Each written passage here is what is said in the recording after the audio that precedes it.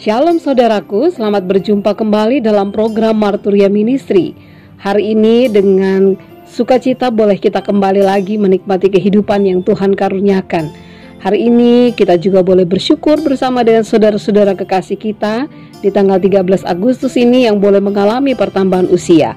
Baik itu Ibu Melani, Ibu Marlina Gutsya, Ibu Nurman Saida Lumban Toruan, dan Ibu Agustina BNC Hombing. Kiranya Tuhan Yesus memberkati dan menyempurnakan sukacita. Firman Tuhan saat ini akan menyapa kita kembali. Sebelum kita membaca dan merenungkan firman Tuhan, mari kita berdoa.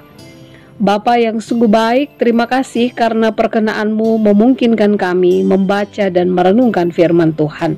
Urapi kami dengan Roh Kudus-Mu agar kami dapat memahami dan memaknai firman Allah dalam hidup beriman kami.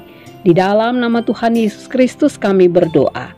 Amin. Bacaan Alkitab kita saat ini terambil dari kitab Kisah Para Rasul pasalnya yang ke-7 ayat 40 sampai ayatnya yang ke-43 yang menyatakan, kepada Harun mereka berkata, buatlah untuk kami beberapa Allah yang akan berjalan di depan kami, sebab Musa ini yang telah memimpin kami keluar dari tanah Mesir, kami tidak tahu apa yang telah terjadi dengan dia. Lalu pada waktu itu mereka membuat sebuah anak lembu dan mempersembahkan persembahan kepada berhala itu, dan mereka bersukacita tentang apa yang dibuat sendiri oleh mereka. Maka berpalinglah Allah dari mereka dan membiarkan mereka beribadah kepada bala tentara langit, seperti yang tertulis dalam kitab nabi-nabi. Apakah kamu mempersembahkan kepadaku korban sembelihan dan persembahan selama 40 tahun di padang gurun itu, hai kaum Israel? Tidak pernah, malahan kamu mengusung kemah Molok dan bintang dewa Refan, patung-patung yang kamu buat itu untuk disembah. Maka aku akan membawa kamu ke dalam pembuangan sampai di seberang sana Babel. Demikianlah pembacaan Alkitab. Dalam pembelaannya, Stefanus menyegarkan ingatan mereka kembali tentang apa yang telah diperbuat oleh umat Israel, di mana mereka meminta agar dibuatkan alat sembahan yang dikatakan untuk berjalan di depan mereka.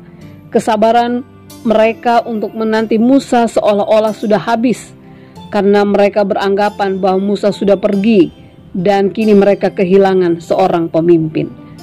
Umat Israel seolah-olah kehilangan rasa percaya kepada Allah. Mereka seperti orang yang amnesia. Mereka tidak lagi menyadari bahwa mereka bisa keluar dari tanah Mesir. Itu bukan karena kehebatan mereka, tapi karena tuntunan Allah. Dalam situasi yang bergumul, ketika Musa belum kunjung datang, bukannya mereka seharusnya meminta pertolongan Tuhan, tetapi justru sebaliknya mereka menyuruh Harun untuk membuat ilah sembahan mereka. Allah yang melihat semuanya itu membiarkan mereka. Namun apa yang mereka lakukan memberikan dampak bagi mereka di masa depan, karena mereka akan mengalami pembuangan di Babel. Bapak Ibu Saudara yang kekasih di dalam Tuhan, ada pelajaran penting yang bisa kita perhatikan melalui renungan kita pada saat ini. Yang pertama, ketika seseorang yang kita andalkan tidak bersama kita, maka cara yang perlu kita lakukan adalah berseru kepada Tuhan, minta hikmat Tuhan, agar kita memahami bagaimana kita harus bertindak dalam menjalani hidup ini.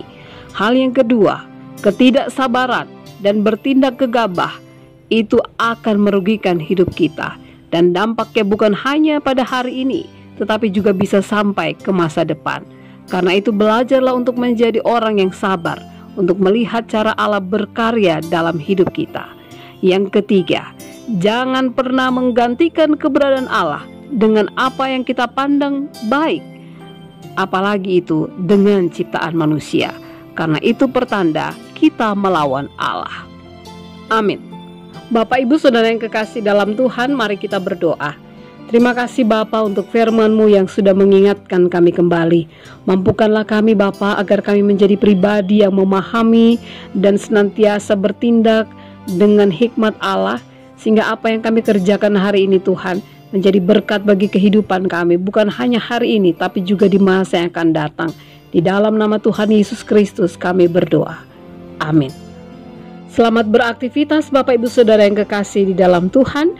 Tuhan memberkati apa yang kita kerjakan hari ini, karena hari ini akan menentukan apa yang akan terjadi di hari yang akan datang. Tuhan Yesus memberkati.